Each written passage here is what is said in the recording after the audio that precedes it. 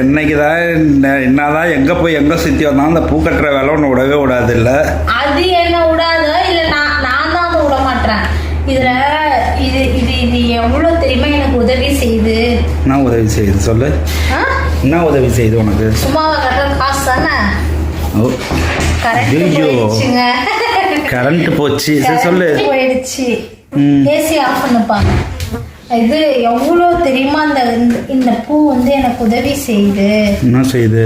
ஆமா, கையில காசு வருது. அந்த காசு எனக்கு செலவுக்கு அடங்குதுல்ல. ஆமா, உத்ரா பூச்சி பறக்குது பாரு. பூச்சி பறக்குது. என் மூஞ்சி நல்லா பளிச்சுன்னு தெரியுதா? வெள்ளை வெள்ளையா இருக்கு மூஞ்சி. இருட்டுல உட்காந்துருக்கேன். கரண்ட் போயிடுச்சு. எப்பயும் போகாதுங்க, இன்னைக்கு போயிடுச்சு. சரி, என்ன உனக்கு உதவி பண்ணது பூ சொல்லு. எப்படி சொல்றதுன்னா, கையில காசு வருதுங்க.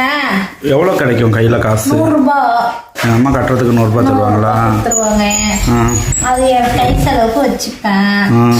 எல்லா செலவும் நீங்க தான் பாக்குறீங்க, என் கை செலவுக்கு அது. ஓ, ஏன் நீ டைலரிங் கிளாஸ் போலையா? டைலரிங் கிளாஸ்லாம் முடிஞ்சிருச்சு. முடிச்சிட்டியா?